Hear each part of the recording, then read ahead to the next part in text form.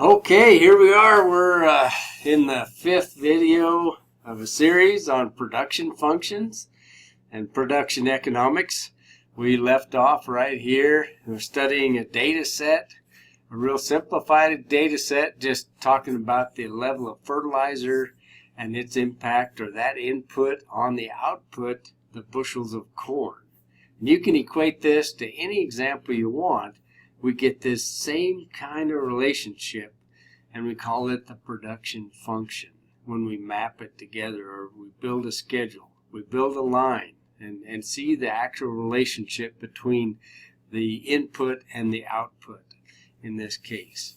So let's look at this at the bottom. When we actually go negative, we went from 110 bushels to 104. Not a good thing. We mentioned that we all have relatives that do business in that realm. I do. And anyway, we'll go on from there. But of course, this is what it looks like when production starts to decline, even though we're increasing the output. So actually, production, it's negative from this point on as it slopes down this way. And we get this nice appearing function that acts just like this. And that's a very, very common type of occurrence with our relationship between the inputs and outputs. So anyway, we'll go on a little bit. I can just speed through some of these. I think it's not going to take too much. Low levels of fertilizer produce low levels of corn produced. No fertilizer, hardly any production. Increased levels will increase that corn production.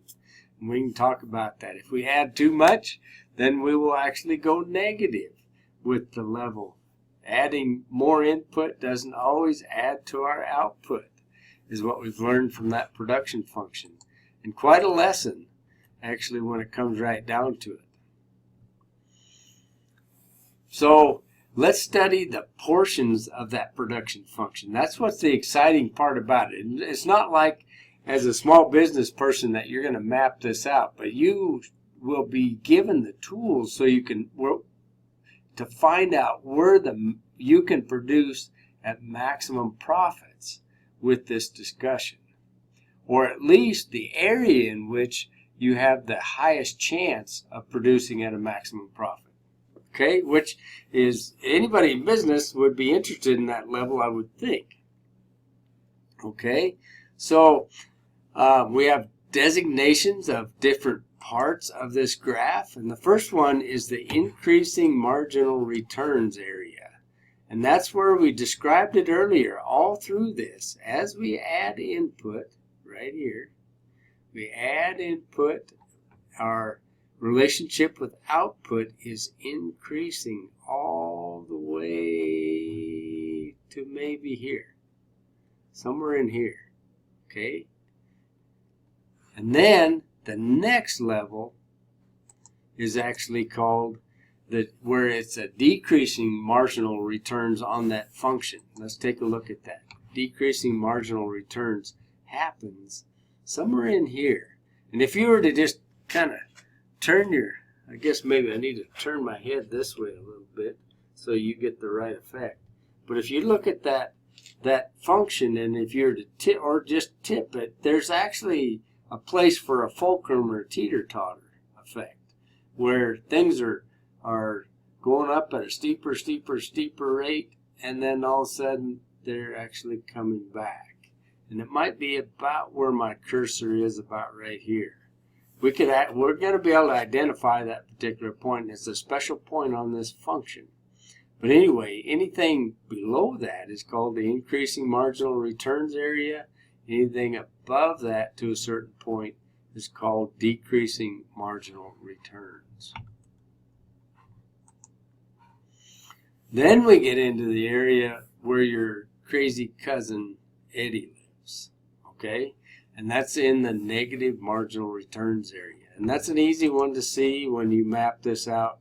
Of course, it's where things they've increased, continue to increase up to this point, and then all of a sudden they drop off. Kind of looks like the stock market from the last month to a certain degree. Okay?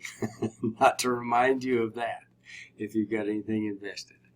But anyway, that's where things go negative. That means you add input and you decrease your input. Just think about your yard again.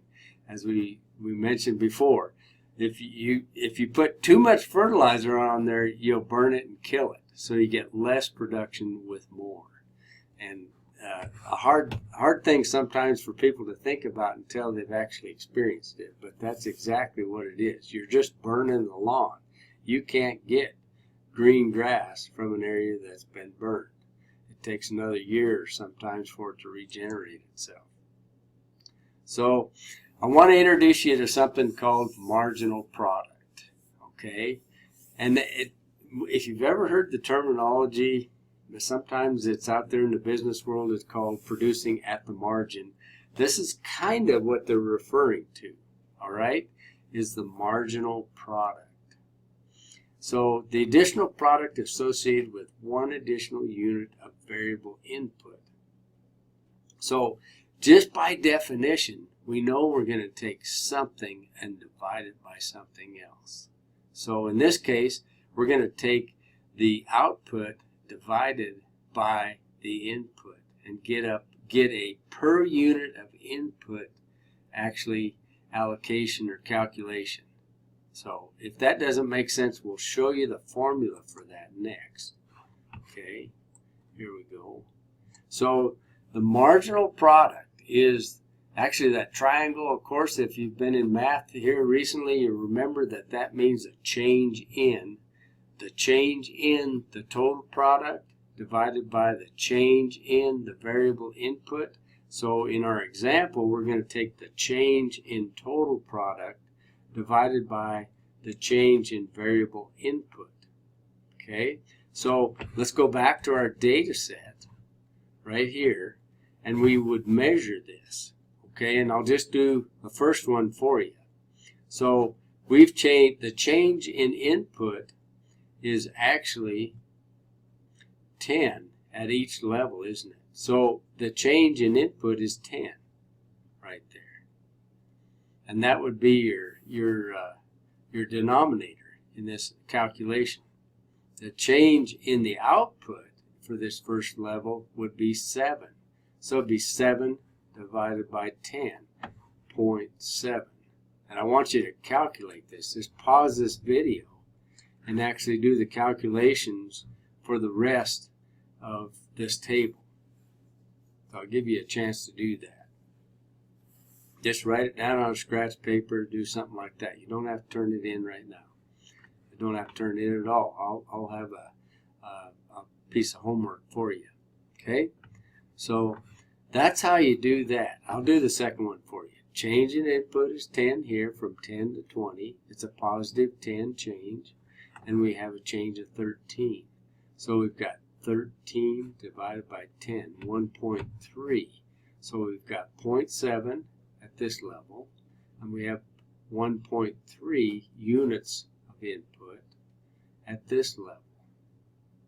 Okay, oh, that's units of output per unit of input. So on the margin, that's how we calculate that. It's the output, change in output, divided by the change in input. Might have confused you there. I apologize. It's easy to correct when I'm in class, sometimes. Okay? So, anyway, all right, you paused your calculations. Here's your answers for these particular answers, and you'll see that the marginal product actually moves. You see the acceleration.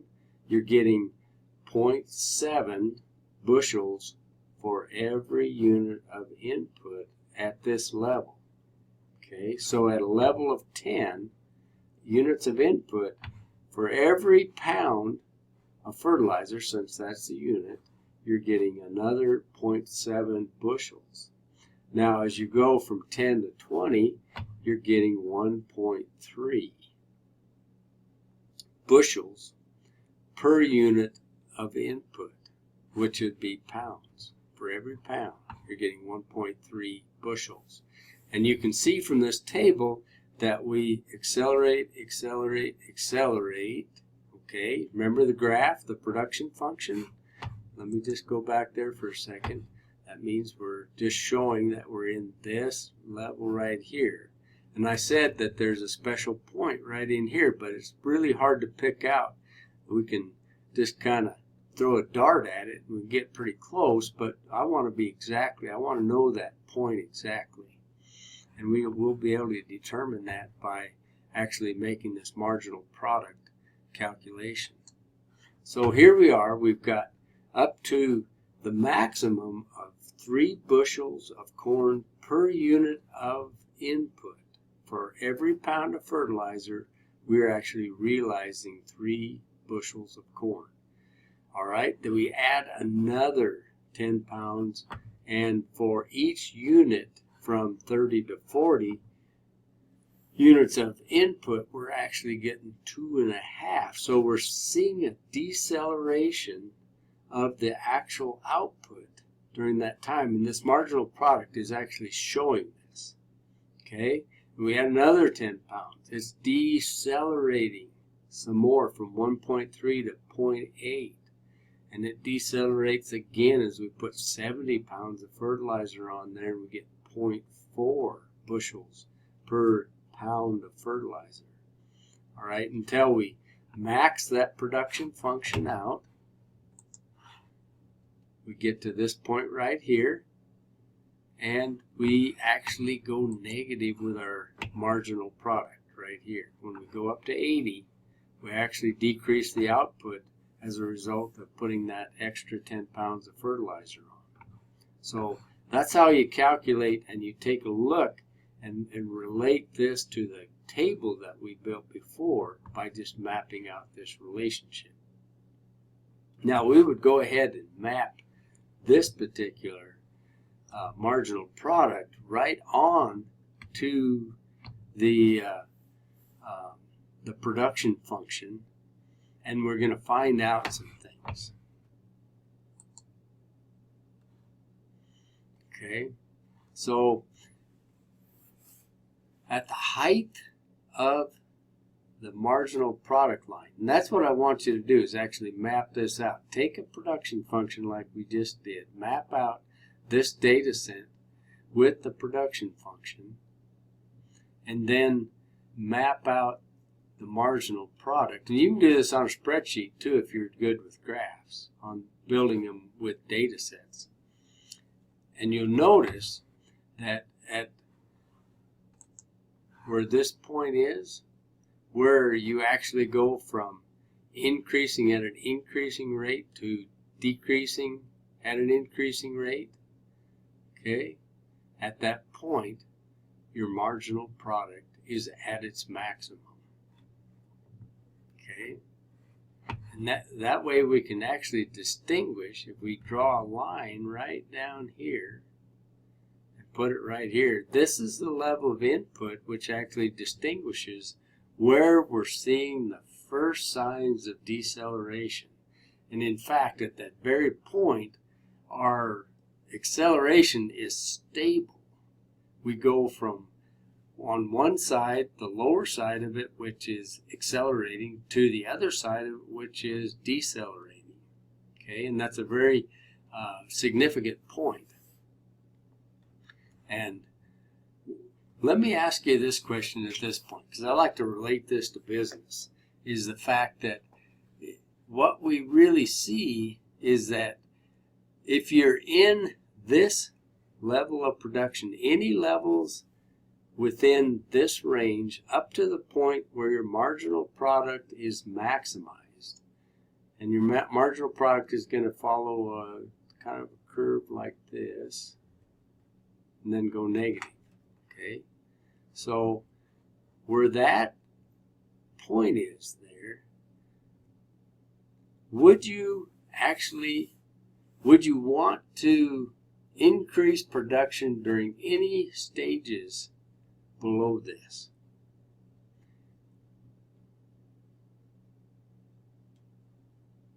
And I'd say it would be actually irrational for you to produce at levels lower than that.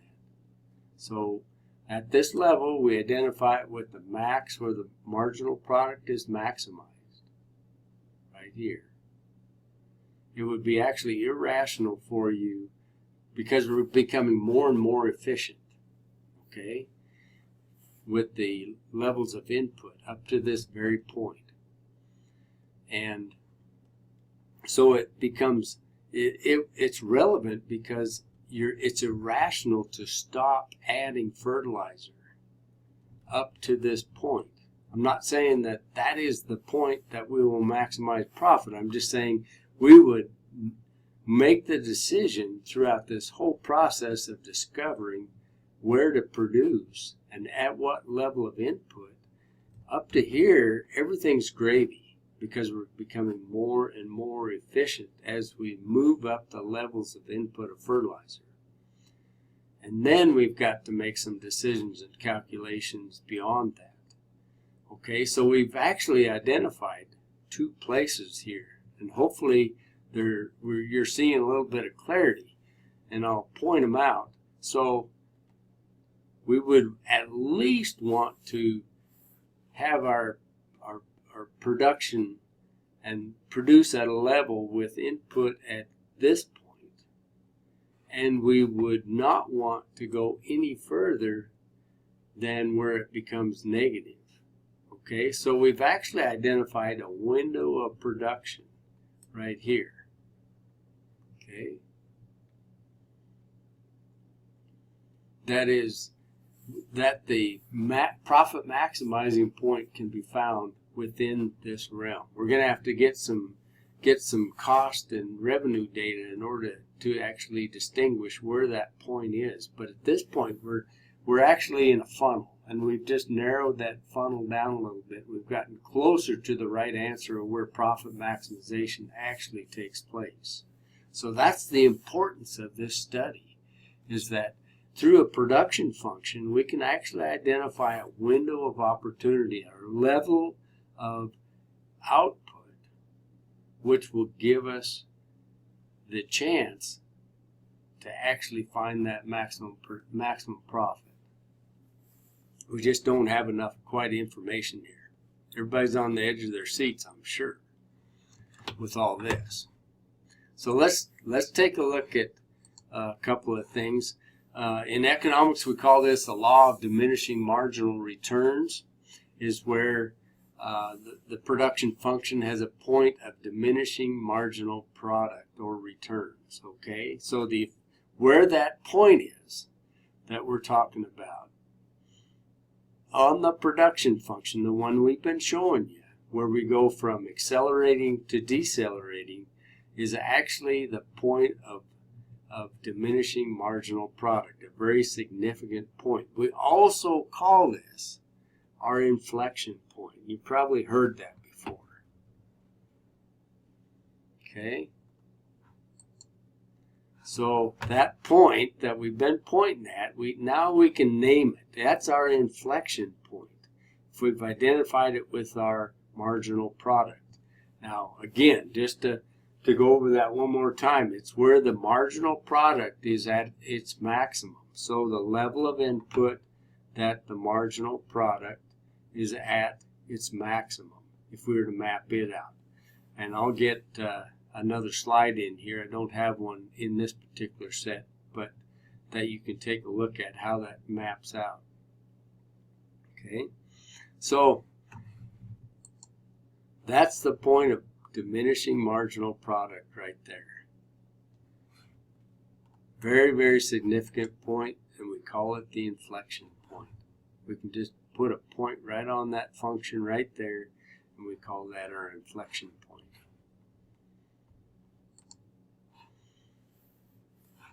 Let's see, this keeps getting in the way. As the variable input is added to the fixed input, there will invariably occur a decrease in the rate of increase to the total product. Where is this point? On the production function, it's the inflection point. On the marginal product curve, it equals the maximum. So really, really significant point. And I'll put up a little slide. It'll be the last one in this series that will show that marginal product after we map it out, okay, in the next video. But I wanted to show you this. And this was a former class. Of course, I don't think of you guys this way. Don't take this in the wrong fashion, but I thought this was kind of cute when we had some baby pigs over in the ag department. If you notice, I've got a marshmallow in this hand, and these are hungry little piglets that are just wanting to be fed with knowledge or marshmallows, either one. I think it's more the marshmallow thing than anything else. So hopefully that explained where we want to be, and we'll go into that a little more in depth as we go along. Okay? All right. Well, thank you for listening, and I wish we were in class because this could be a lot more fun. But if you have any questions or anything like that, pick up the phone, give me an email, tell me where you're having trouble if that's the case, or if you just want to make a comment on the video, you certainly can do that as well.